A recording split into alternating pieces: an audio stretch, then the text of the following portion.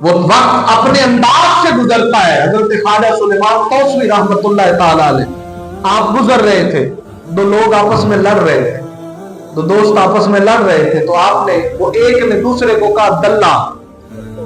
جب اس نے یہ کہا نا دلہ، تو آپ نے اپنے مرید سے پوچھا یہ کیا عادت ہے، یعنی یہ کیا کہہ رہا ہے.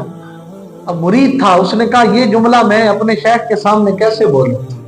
اس نے کہا سائیں جیڑا دو کو ملاوے نا، بات سمجھنا، جیڑا دو کو ملاوے نا، جو ان کو آدم ایو آدھا ہے، جو دو کو ملا دے اس کو جو کہتے ہیں یہ وہ کہہ رہا ہے.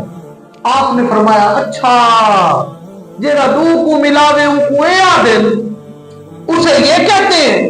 آپ نے فرمایا جی حضور اسے یہ کہتے ہیں.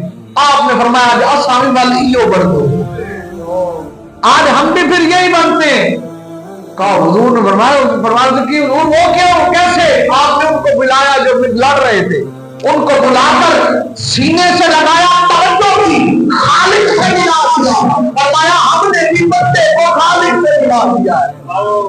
وہ جو دو کو ملاتا ہے نا، دو کو ملاتا ہے، ہم بھی وہی بن گئے جو دو کو ملاتا ہے. تو وہ رب کائنات کی ذات کے ساتھ بندہ، فرمایا فیض تب ملتا ہے جب درمیان والا نکل جائے، جب درمیان والا نکل جائے.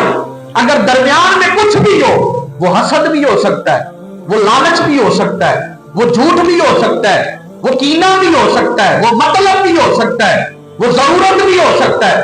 نماز اس لیے پڑھی کہ لوگ مجھے نمازی کہے، حج اس لیے کیا کہ لوگ حاجی کہے، زکات خیرات اس لیے کی کہ لوگ مجھے سخی کہے، اللہ کا داڑھی اس لیے رکھی کہ مجھے صوفی کہا جائے.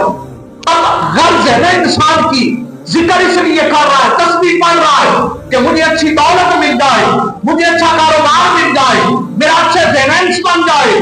سب کچھ ٹھیک ہے، انسان کی ضرورت ہے، مگر فرمایا لوگوں جو جس کے لیے کرتا ہے، جو جس کے لیے ہوتا ہے، جو جس کی طلب رکھتا ہے، جو جتنی طلب رکھتا ہے، اس کو وہی ملتا ہے، اس کو وہی ملتا ہے. آقا علیہ السلام نے فرمایا نا قیامت کا دن ہوگا، ایک گروہ کو حکم ہوگا، ایک گروہ کو حکم ہوگا، اللہ فرمائے گا فرشتوں سے ان سے کہو کہ بغیر حساب کے جنت میں چلے جاؤ، بغیر حساب و کتاب کا اپنے جنت ہو جاؤ.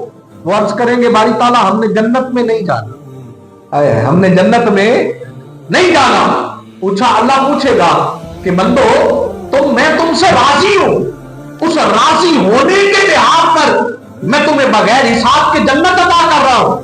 تم کہہ رہے ہو ہم نے جنت میں نہیں جانا، تو تم کیا چاہتے ہو؟ وہ عرض کریں گے باری لا ہم نے 40 سال عشاء کے وضو سے فجر جنت کے لیے نہیں پڑھی، ہماری غرض و غایت جنت نہیں تھی. اللہ پوچھے گا تو تم کیا چاہتے ہو؟ وہ عرض کریں گے باری لا ہم تو تیرے دیدار کے متمنی، ہم تو تیرے درشن کے متمنی ہیں، ہم تو تجھے چاہتے ہیں، تجھ سے تجھی کو طلب کرتے ہیں.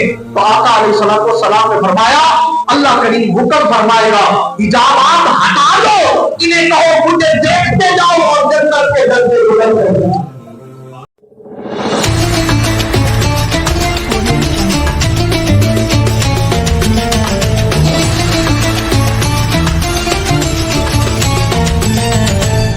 Audio Jungle.